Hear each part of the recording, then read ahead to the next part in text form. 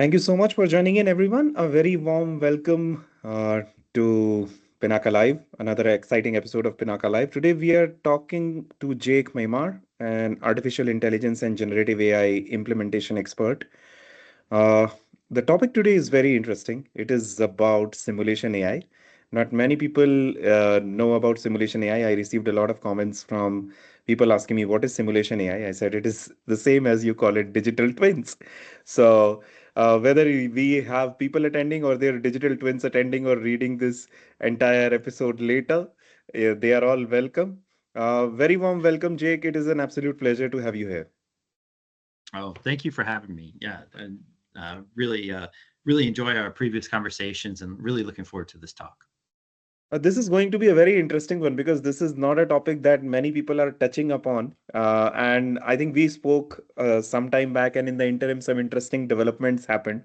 And I want to touch them out in today's discussion, at least take your perspective. How do you see that happening, especially looking at the transformative impact across different industries? How do you see that impacting industries?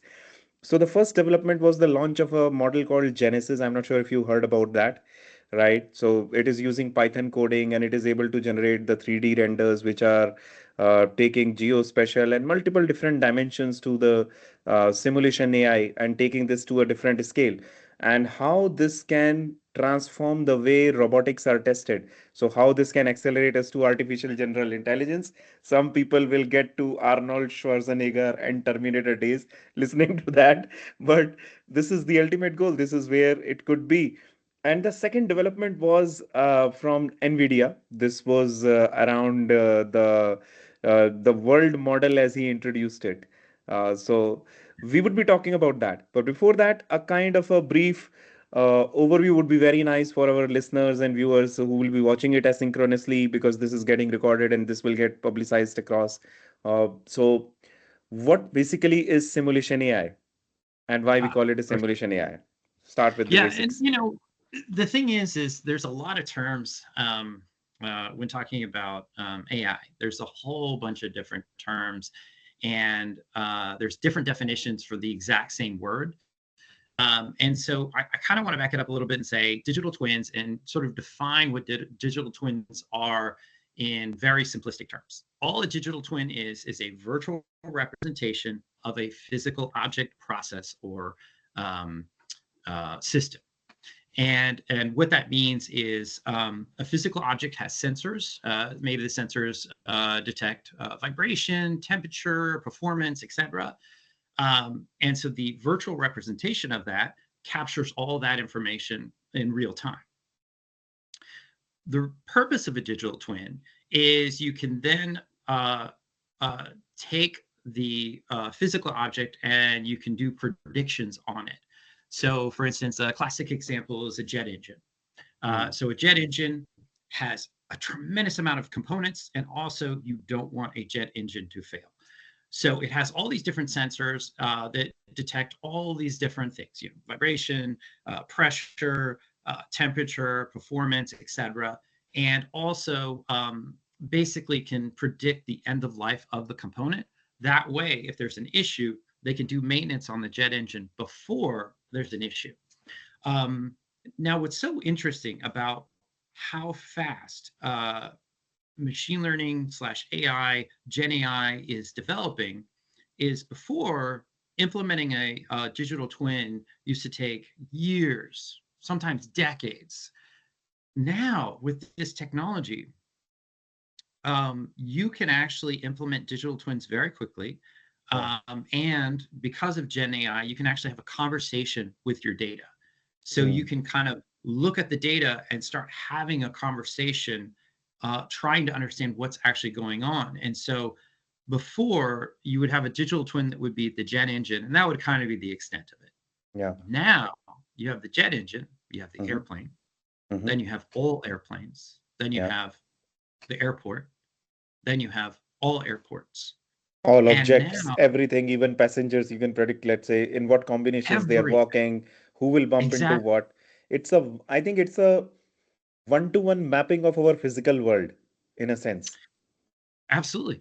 And on top of that, you can now play Doctor Strange. So you have all this data, and you can actually start doing simulations, 10,000 years of different simulations, different scenarios. And so you can actually see, okay, what's the most efficient path? Well, there's unfortunately fires right now in LA.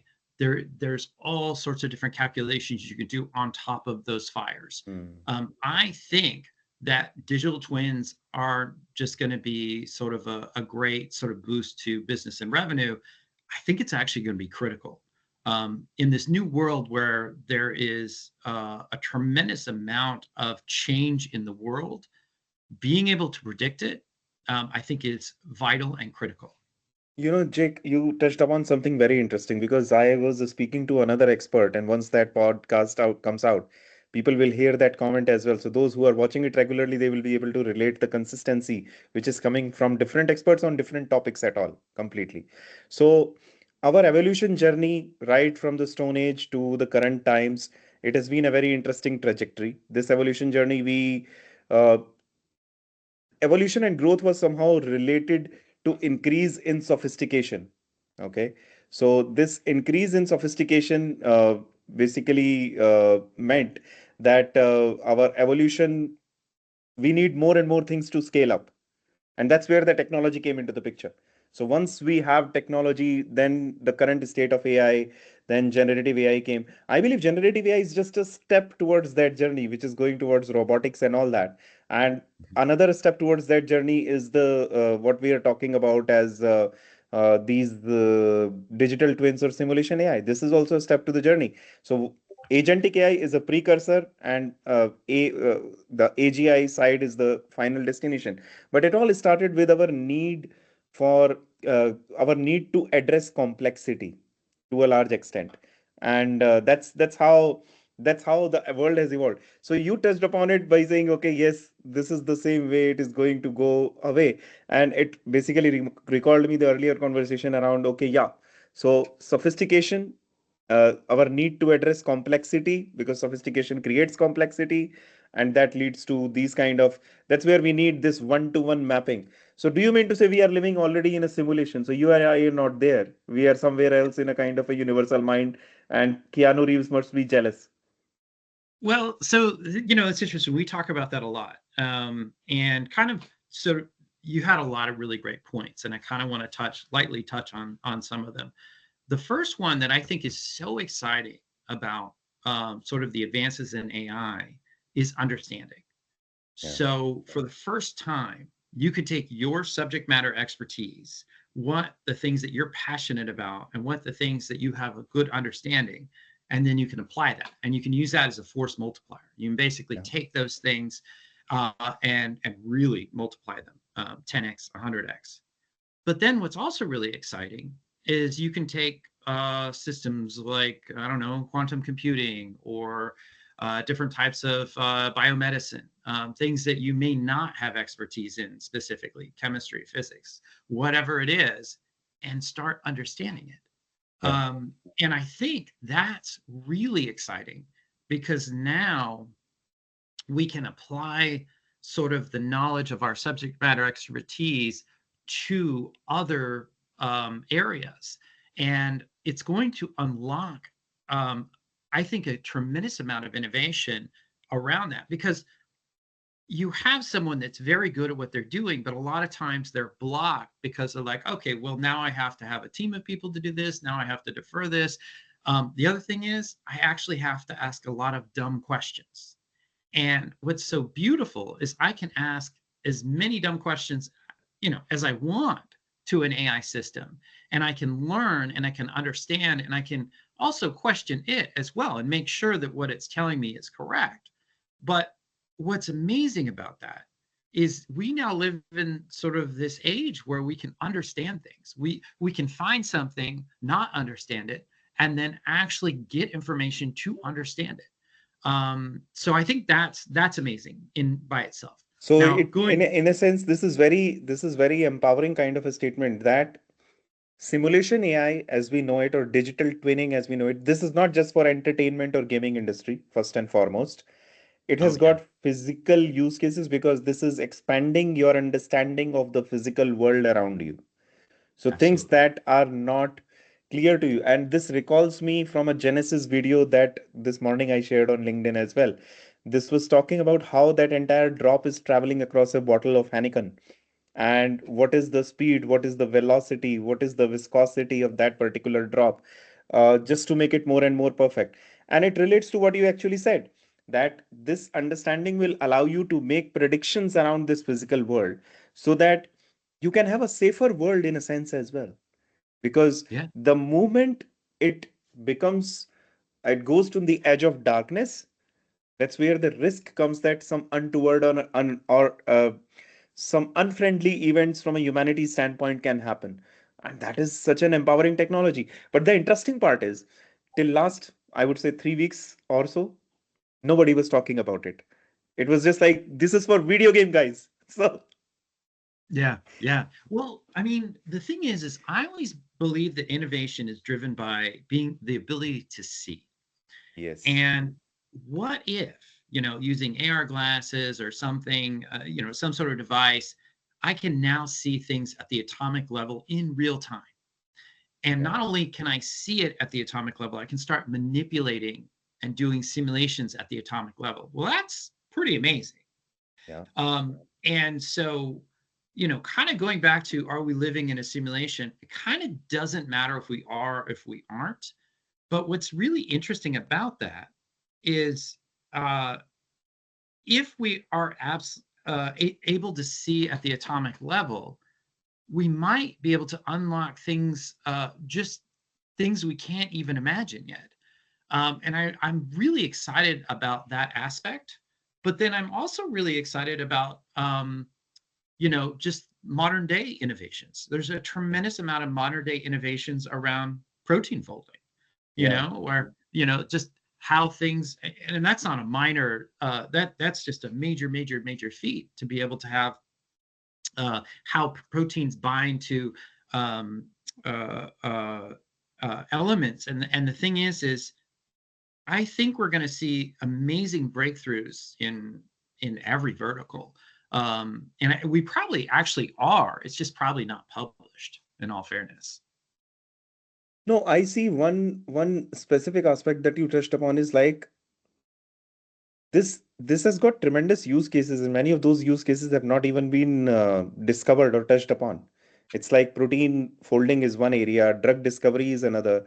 There is a lot of use cases that I understand, but it will not be just simulation AI by itself. This will need some support from IoT, edge, some support from, I would say, uh, uh, to some extent, quantum as well, agentic as well. It's a mix and match.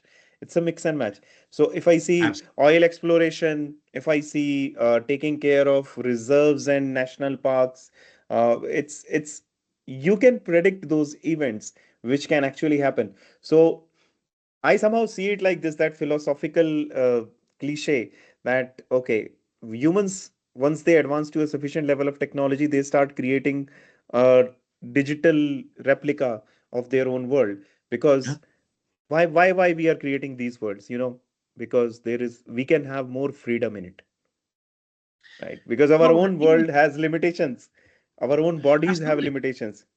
Absolutely. And the thing is if we can run simulations, we can sort of learn what not to do.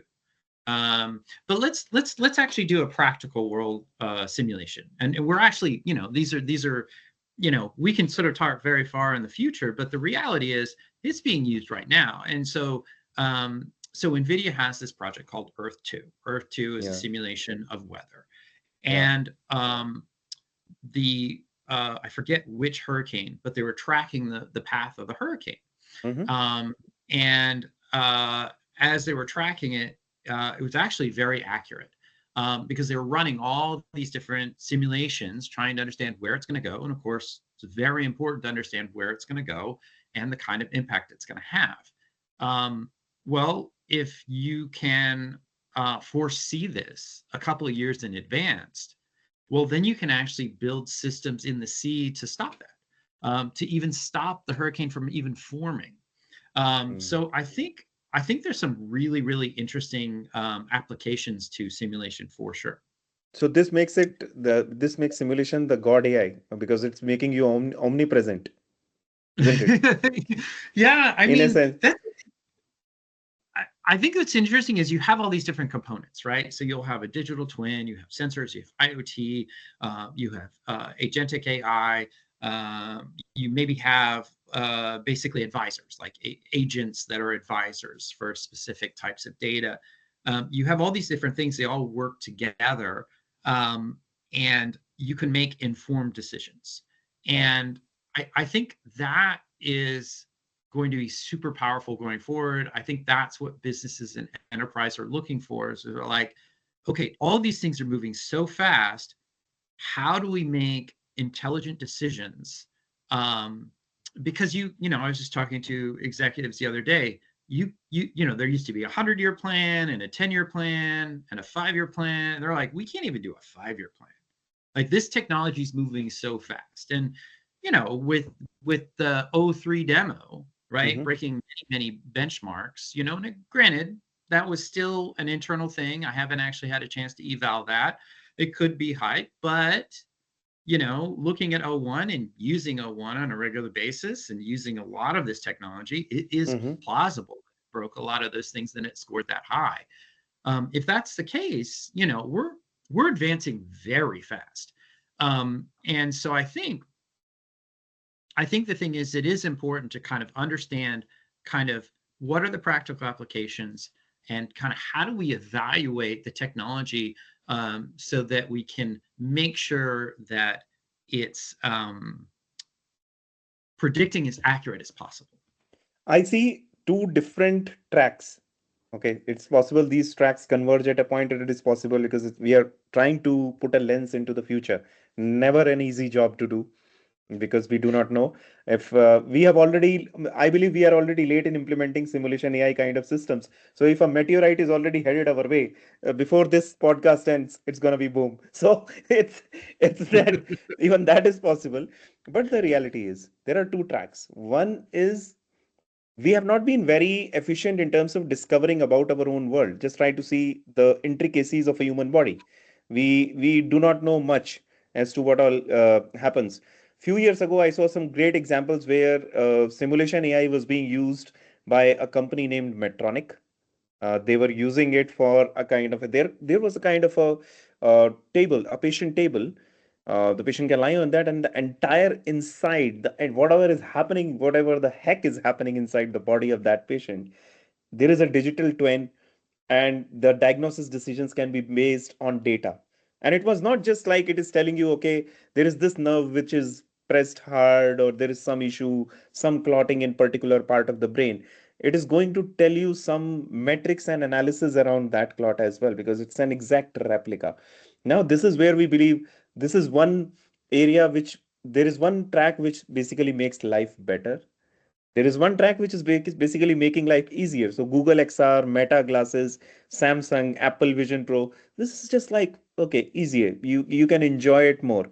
But once I saw, I think there was this prototype that I saw about Google glasses, Google XR glasses. The images and video, it was making it look like you are literally into that moment and era. So technically speaking, that's a definition of time traveling. Is it so?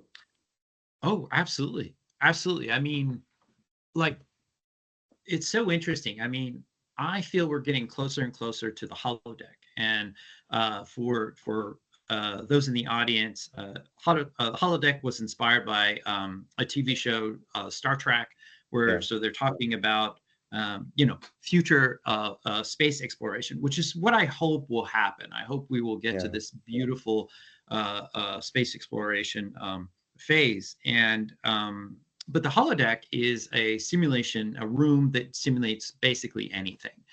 And we do VR on a regular basis, and we do a whole bunch of different simulations and everything, but it's not indistinguishable from reality. Mm-hmm. When I go into it, I know I'm in a virtual simulation. It looks good. It looks very, very good, but I can't taste anything. I can't really touch things. I mean, I can sort of touch things, but I can't. I can't smell. But all of those technologies are actually advancing very fast. I will be able to smell. I will be able to taste. Touch is still hard, but if you have the gloves, It might actually feel, the haptics might actually feel realistic enough. So all that technology is advancing. Um, it's interesting you say time travel. And time travel is a really interesting thing. If you can predict in the future, then you can experience things, both past and present and future. Future. And, I don't think we're that far away. And it may be that in the future, instead of, streaming content, you go into a specialized room and you go and Experience experience it. a life, a lifetime. There are already prototypes which exist into some of the amusement parks. I have seen like they literally take you into that world just by the right mix of pressure, sensitivity, distance perception, screens. They are able to create an effect as if you are, let's say, you are not in a lift. There is no movement, there is no physical movement, but you will feel the movement happening. Okay, so they are already, people are already experimenting with that.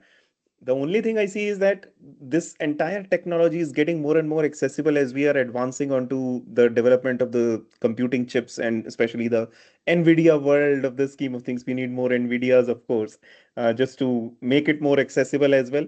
Uh, but do you see do you see utilization into areas like autonomous driving? People get very crazy and excited about this.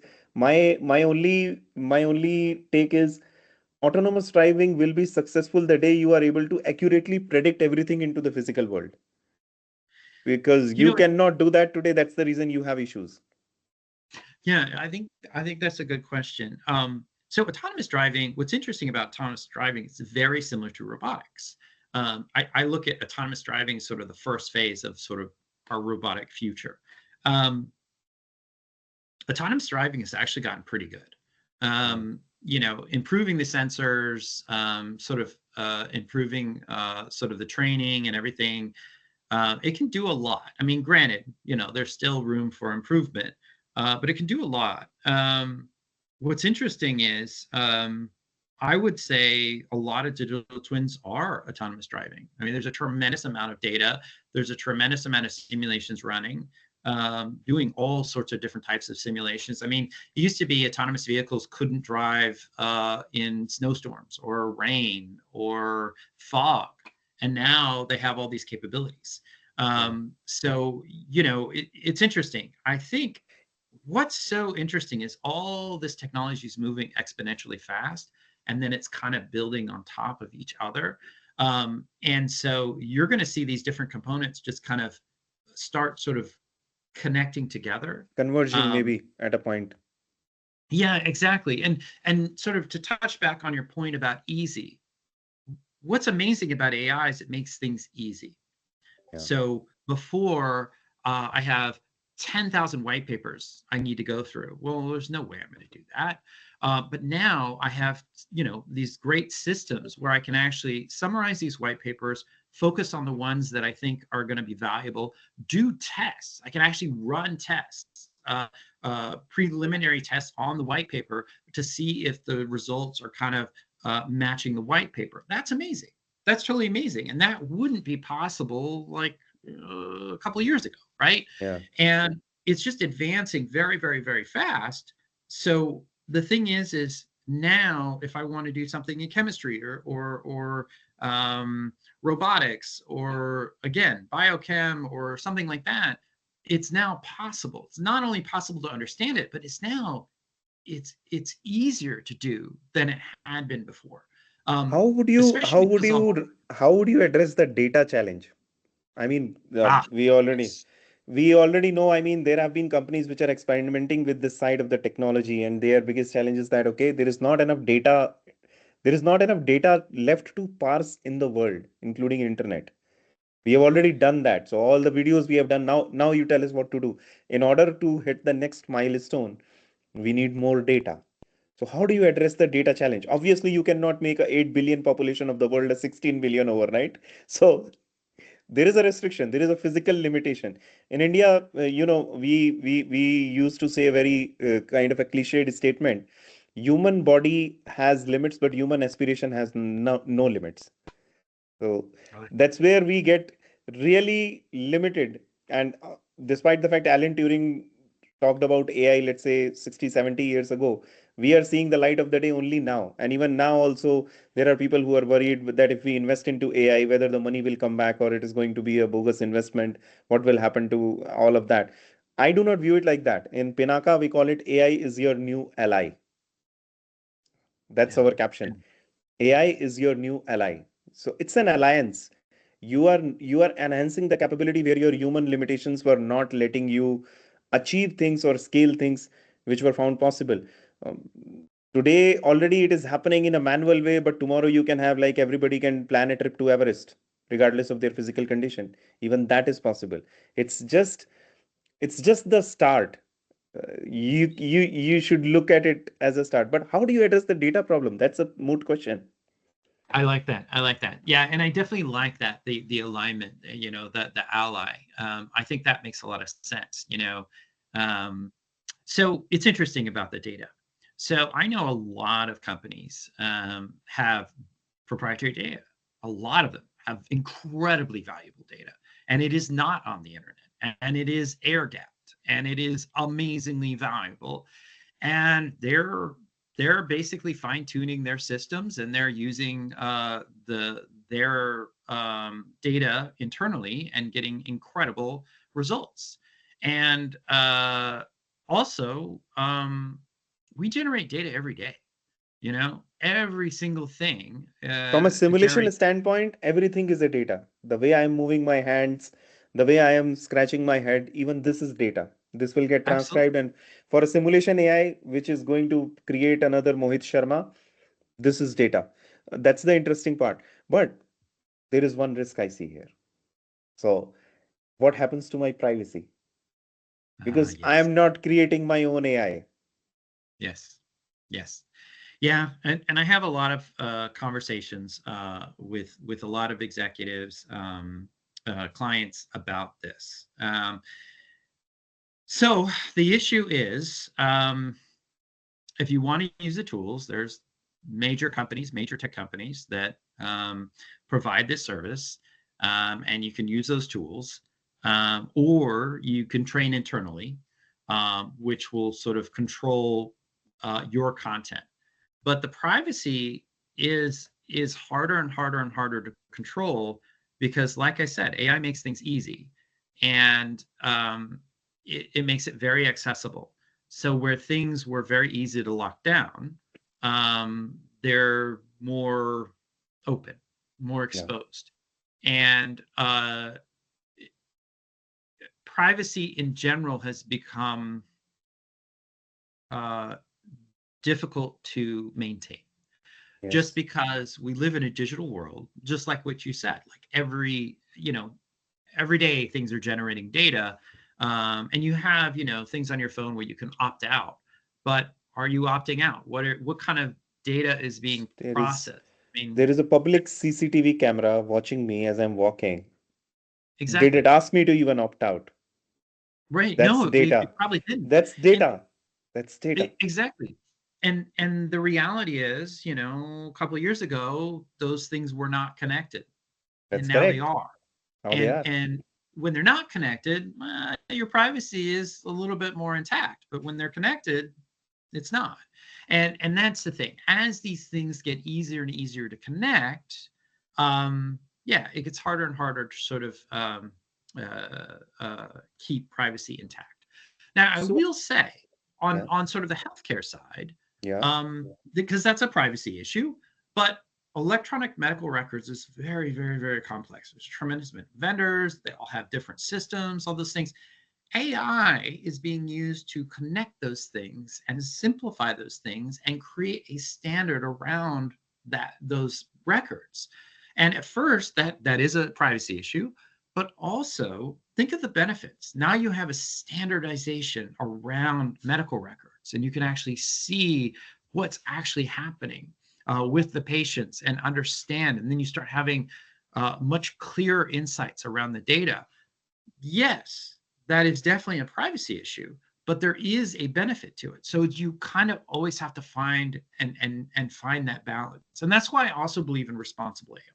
I really believe that AI should be explainable, have evals and benchmarks, and there should be a human in the loop. I really Mm. truly believe there should always be a human in the loop.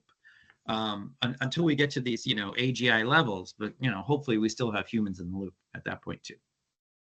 I believe one thing, especially with robotics, let's say one of the biggest challenges you already touched upon it was around the training the robotics, which was a very complicated process. Simulation AI has made it more possible, more accessible, and more scalable from a training standpoint. That also gives to allay some of the fears associated with AGI as well.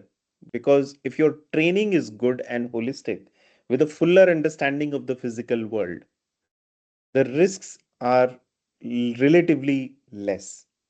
So you can make use of the technology without being exposed to its biggest of the risks. Yeah, that's a great point. I mean, so it used to take years to train these robotic systems, and you didn't quite know how they were going to Yeah, interact with each other when you turn them on. And now these systems are very easy to use. You can do very, very complex simulations, and it's almost a basically a button push to deploy it into the robotic assembly line mhm. or just into a robot. And that um, that I think Genesis ability, is doing all that. It can train millions of that robotic arms together. absolutely. Yes, yes. So And it can do a lot of different things, and it's very efficient. That's the other side of it. Is anyone that's used robotic operating systems is it's kind of clunky. There's a lot of moving pieces, and you have to have a lot of different components. I know What's exciting Boston about this? Boston Dynamics took a lot of time in order to make that dog jump.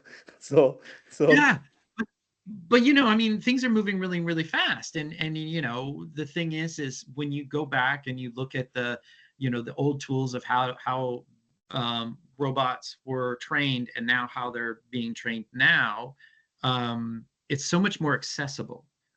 You can actually basically write in simple terms what you want the robot to do, and before there would be an issue with humans and robotics, and the interaction. So you have, we'll talk about like an automotive floor where you have the robot moving around and welding different things. Well, that's fairly dangerous.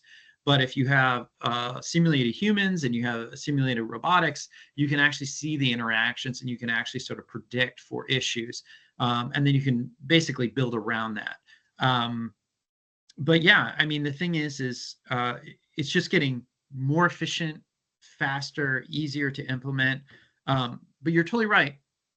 What you were saying is I can now have a conversation with the platforms, with the system, with the data, and that way I can make more informed decisions. And because I can make more informed decisions, humans are safer yeah. because you know there's best practices in place, there's all these systems in place, and a lot of times you're like, well, I just want to get this thing to work, and then once we have it working, we can kind of test it and run through all these different things.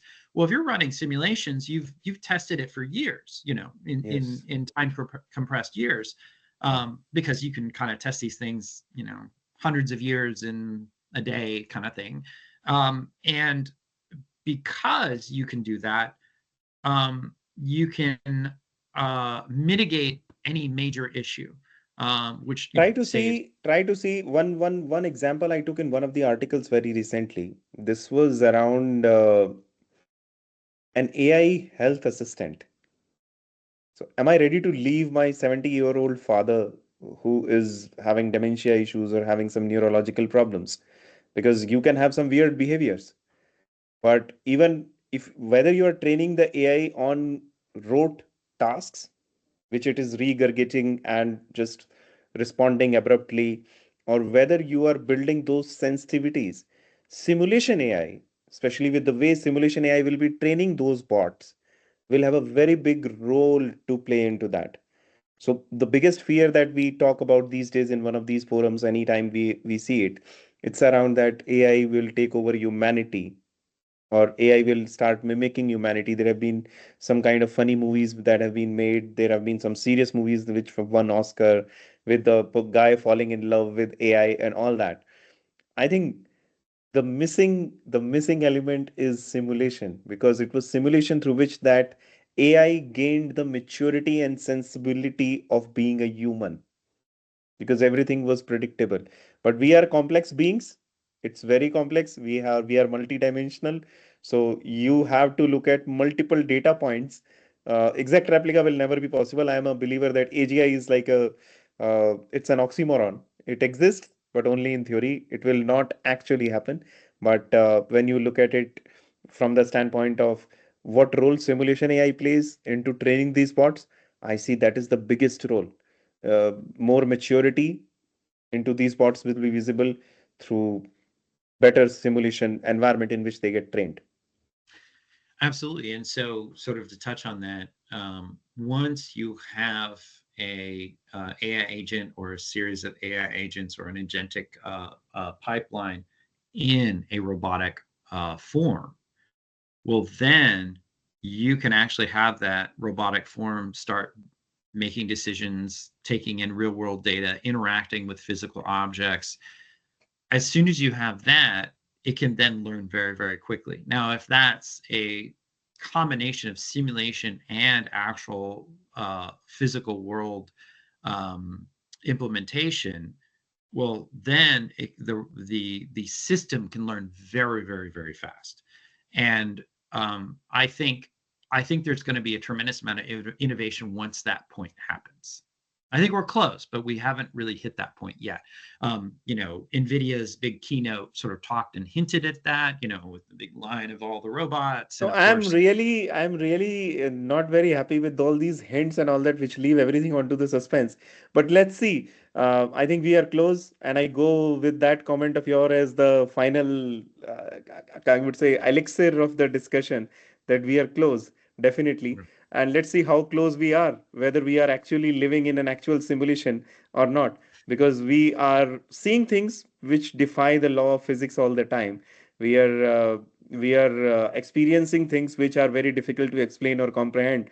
This is a very common world, and every single day these things are becoming much uncommon things are getting more and more common. So let's see how it goes. But it has been an absolute pleasure, Jake, speaking with you yes, and talking about these exciting topics. Literally, we were into the Star Wars era, so it was good. excellent. I loved having. Thank you so much for having me, and I really enjoyed this conversation. Thank you so much, Jake. So, for those who are watching and for those who will be watching this video later, don't forget to join us every Friday. There is going to be a new episode of Pinaka Live. It's a initiative just to put some light onto the way AI is impacting different industries, how it's transforming different industries, and simulation AI, as we decoded today, it is not just about entertainment and gaming. Simulation AI is much more than that. It has got some practical use cases. I'll just take this moment to thank you, everyone. And thank you, Jake. Special thanks to you for making the time for it. Really appreciate it. It has been an absolute pleasure. Excellent. Thank you. Talk Thank soon. you. Bye bye.